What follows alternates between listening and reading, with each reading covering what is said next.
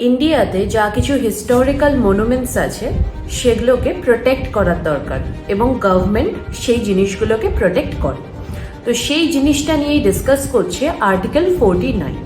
তো আর্টিকেল 49 বলছে protection of the historical monuments, মানে আমাদের দেশে যা কিছু হিস্টোরিক্যাল মনুমেন্টস রয়েছে বা কোনো অ্যানশিয়েন্ট যা কিছু রয়েছে সেই জিনিসগুলোকে প্রোটেক্ট করতে হবে। যেমন ফর এক্সাম্পল তাজমহল, কুতুব মিনার, ঠিক আছে, এই জিনিসগুলোকে গভর্নমেন্টের তরফ থেকে টেক কেয়ার করতে হবে যাতে ফিউচার জেনারেশন এই জিনিসগুলোকে দেখতে পারে বা আমাদের ঐতিহাসিক প্রত্যেকটা জিনিস যাতে আমাদের ফিউচার জেনারেশন জানতে পারে। এরপরে আসছি আর্টিকেল 50।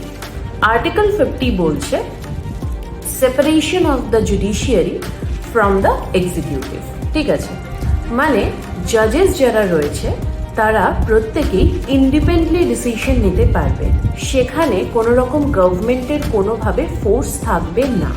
মানে প্রত্যেকটা জাজেস ইন্ডিপেন্ডেন্টলি তাদের ভার্ডিক্ট শোনাতে পারবে, সেখানে কোনো পলিটিক্যাল প্রেশার বা কোনো গভর্নমেন্টের ইনভলভমেন্ট থাকা যাবে না। তো গভর্নমেন্টের থেকে এই জিনিসটা একদম সেপারেট রাখা হয়েছে। তো প্রত্যেকটা যে কিছু জাজমেন্ট দেওয়া হয় আমাদের ইন্ডিয়াতে, যখন সেটা হাইকোর্ট হোক, সুপ্রিম কোর্ট হোক বা লোয়ার কোর্ট হোক, জাজেসরা যা কিছু ভার্ডিক্ট শোনায় সেখানে তাদের নিজস্ব ওন ডিসিশন থাকে বেসড অন ল। সেখানে কোনো রকমভাবে কোনো পলিটিক্যাল প্রেশার বা কোনো গভর্নমেন্টের কোনো কিছু নিয়ন্ত্রণ সেখানে থাকবে না। এরপরে আসছে আর্টিকেল 51। আর্টিকেল 51 বলছে প্রমোশন অফ ইন্টারন্যাশনাল পিস, মানে আমাদের দেশের সাথে, আমাদের দেশের ইন্ডিয়ার সাথে বাইরের কান্ট্রির একটা ইন্টারন্যাশনাল পিসফুল এটা যাতে থাকে, ঠিক আছে, এবং সেইটা বজায় রাখার জন্য কি করতে হবে, আমাদের দেশের সাথে কোনো দেশের সমস্যা হতেই পারে, কিন্তু সেই সমস্যাতে সাথে সাথে যুদ্ধের ডিসিশন না নিয়ে সেখানে ডিসকাস করতে হবে, আলোচনা করতে হবে যে কি করে বিষয়গুলো রিজলভ করা যেতে পারে যাতে ইন্টারন্যাশনাল পিসটা বজায় থাকে। তো সেটাই বলছে এই আর্টিকেল, ঠিক আছে। এরপরে আসছে আর্টিকেল 52।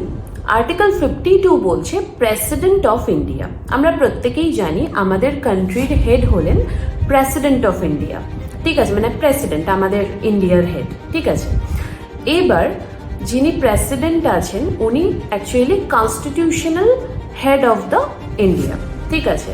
তো সে রিপ্রেজেন্ট করছে নেশনকে অফিসিয়ালি, ঠিক আছে। তো এখানে এই জিনিসটা বলছে প্রেসিডেন্ট অফ ইন্ডিয়া উনি কে এবং ওনার গুরুত্ব কি এবং উনি কোন জায়গাতে বিলং করছে আমাদের ইন্ডিয়াতে। তো এটা ডিসকাস করছে আর্টিকেল 52 যেখানে বলছে প্রেসিডেন্ট অফ ইন্ডিয়া। এরপরে আসছে আর্টিকেল 53। আর্টিকেল 53 বলছে executive power of the union, ঠিক আছে। আমরা অলরেডি জানি যে প্রেসিডেন্ট আমাদের পুরো ইন্ডিয়ার হেড, কিন্তু যেহেতু ইন্টারনাল আমাদের যে গভর্নমেন্ট আছে সেটা prime minister, council of ministers এনারা রান করছে, তাই জন্য প্রেসিডেন্টের এনাদের থেকে অ্যাডভাইস নিয়ে বাকি ফার্দার কাজ করতে হয় বা সেই অনুযায়ী কাজ হয়, তাতে গভর্নমেন্টটাও স্মুথলি চলে এবং প্রত্যেকটা জিনিস একটা ইজি ওয়েতে এগোয়।